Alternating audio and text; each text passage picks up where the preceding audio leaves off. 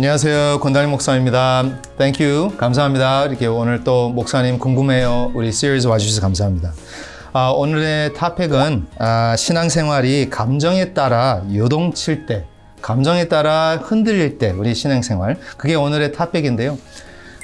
절대로 흔들리지 않는, 요동치지 않는 신앙 가지신 우리 담임 목사님을 모셨습니다. 목사님 감사합니다. 아니 저는 다른 사람 모신 줄 알았어요. 안녕하세요.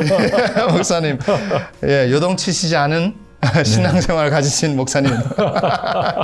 이제부터 말 조심, 행동 조심 굉장히 해야 되겠어요. 사실은 이 토픽의 이 센텐스의 제일 첫 번째 단어가 떠오르는 게 뭐냐면 감정이거든요. 감정. 그렇죠? 감정에 따라 우리가 그러니까 영어로 말하면 emotionally driven 예, 그렇게 말하면 되죠. 네. 목사님, emotional한 게 좋은 거예요, 나쁜 거예요? 좋기도 하고 나쁘기도 하겠죠. 이모션이라는 것, 감정이라는 것은 하나님 주신 우리의 마음이라 볼 수 있는데, 그 예전에 제가 박성발 때 우리 학생들 대상으로 조사한 게 있는데, 나는 이성적 사람인가 아니면 좀 감성적 사람인가를 조사한 게 있는데, 다들 공부하는 학생들이라 보니까 나중에 조사한 결과를 보니까 15명인데 14명이 다 좌측에 가 있어요. 그렇군요. 한 사람은 예외야. 완전히 우측에 가 있어. 그 사람이 저였어요.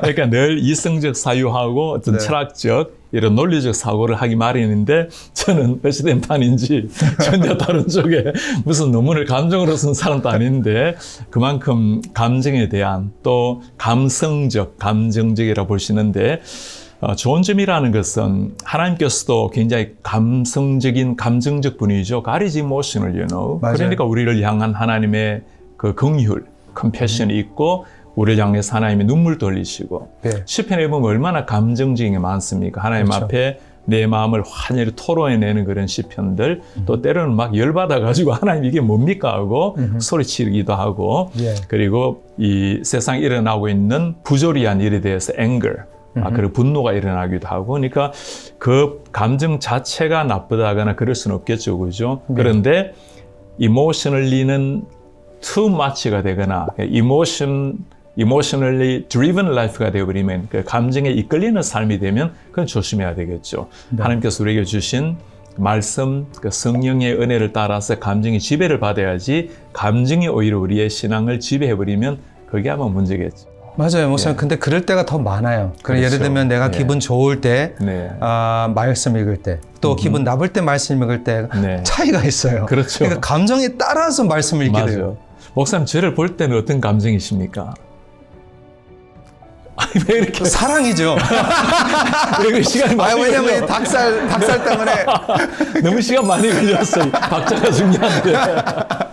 그 사람을 대할 때도 좋은 감정이 일어나는 것, 우리가 아까 말씀 읽을 때 일어나는 그 기쁨의, 즐거움의 감정, 또 예배할 때 나타나는 그 희열의 감정, 어느 것이 그러면 좋은 감정이고 나쁜 감정인가? 사실 감정 자체는 중립적이라고 볼 수 있거든요. 그런 경우에 프린시플이 되어야 되는 것이 하나님의 말씀, 그리고 보이지는 않지만 우리를 인도하시는 성령의 지배, 그게 올바른 감정을 다스린 길이겠죠.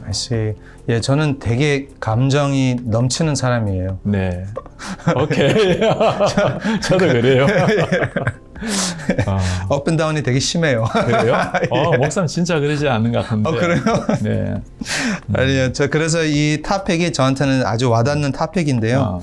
하나님께서 우리에게 이 감정을 주셨다고 저도 믿고, 이렇게 그래서 이렇게 만들어주신 거라고 믿는데, 목사님, 제가 진짜 저희 개인적인 질문이에요, 이거는. 그 감정과의 우리 신앙생활의 그 릴레이션십을 좀 설명해 주셨으면 좋겠어요. 왜냐하면 이게 진짜 헷갈릴 때가 많거든요. 그렇죠, 그죠.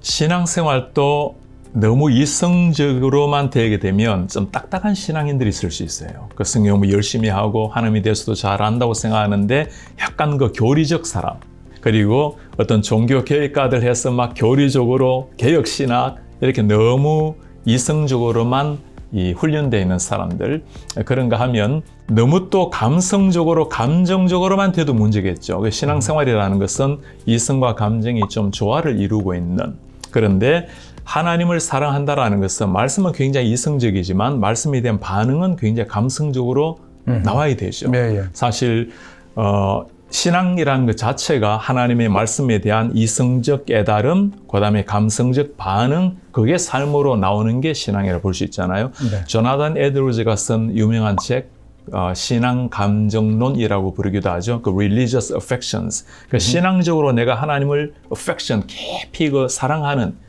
하나님과 함께 밀착되어 있는 이 모든 것들은 감정적이라고 볼 수 있거든요. 그래서 신앙생활에 있어서 감정이란 중요하고 감정을 통해서 신앙을 드러낼 수 있다는 것. 이때는 아까 우리가 말했던 나 너무 감정적이야라는 거하고 좀 다른 거죠. 말씀이 우리를 다스리는 그 테두리 안에서 할 수 있는 감정이 있습니다. 네, 목사님 감사합니다.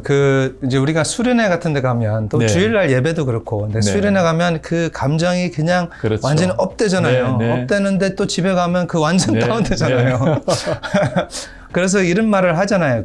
뭐 수련회 갔을 때 그런 업된 감정은 안 좋은 식으로 얘기를 많이 해요. 그렇죠. 예, 네. 부정적으로 얘기를 하는데 사실 저는 그렇게 완전 부정이라고 생각하진 않아요. 저도 I agree. 예, 맞습니다. 좋은 experience. 그럼요. 교회에 와서 때로 예배할 때 감정을 부추기거나 감정을 인위적으로 조작하는 것은 그거는 당연히 아니죠. 그죠? 그러나 하나님 앞에 내 마음을 확 쏟으려고 할 때 들어오는 그 벌써 내 마음 자세, 그 자체가 감정의 변화를 볼 수 있잖아요. 수련회 가게 되었을 때 뭔가 내 삶에서 떨어져서 이제는 은혜를 받아야 되겠다. 마음이 벌써 하나님 앞에 열려 있는 거예요. 이 모든 게 감정적 작용으로 볼 수 있잖아요. 그래서 그런 거 다 귀하다고 봐야 됩니다. 수련회 때 일어나야 돼요. 그렇죠. 그래서 그런 데 가는 거잖아요. 그래서 근데 그런 데 갔다가 와서 우리가 그 업된, 그 영적 또 감정적인 그런 것이 업된 것을 어떻게 꾸준히 일상 생활에 어떻게 꾸준히 살 수가 있는 그게 아마 성화의 과정 같아요. 우리가 주님 앞에 구원을 받고 내 근본적인 변화를 받았지만 끊임없이 내 속에 있는 옛사람이 나오려고 하고 그것이 나를 지배하려고 하고 이때 감정은 이제 좀 우리가 나쁜 네거티브한 면에서의 감정이라고 볼 수 있겠죠. 그죠? 이것을 어떻게 다스리며 살아가는가? 이게 이제 우리 아마 질문 같은데 성화의 과정은 두 가지 다 필요합니다. 하나는 하나님의 은혜로 되는 겁니다. 이것도. 주님께서 우리 속에 오셔서 거룩한 성령이 내주하시고 난 다음에 주님이 나를 통해 나타나실 수 있도록 그 다음에 또 하나는 하나님의 은혜이지만 하나님의 성령의 역사이지만 우리 편에서는 최선을 다해서 노력하는 것도 필요한 것 같아요. 그러니까 성화는 하나님의 은혜이지만 주님 나를 다스려 달라고 매일 최선을 다하는 것. 사도 바울이 그러지 않겠어요? 주님 내가 날마다 주님의 말씀에 거하기를 원하는데 주님 그 은혜에 거하기를 원하는데 내 속에는 또 다른 법이 나를 끌어내린다. 이게 이제 다른 감정이죠. 그래서 오라 공관자다. 이게 우리의 싸움 아닙니까? 늘 스트러글링하는 거. 목사도 물론 예외가 아니고 그때 바울이 희망에 찬 감격을 하잖아요. 그런즉 내가 그리스도 안에 있는 자는 다시 정죄함이 없고 성령의 법이 나를 지배한다. 그래서 우리는 끊임없이 하나님 앞에 주님 나를 다스려 주십시오. 나를 이끌어 주십시오. humble 하게 나아가야 될 것 같아요. 진짜예요.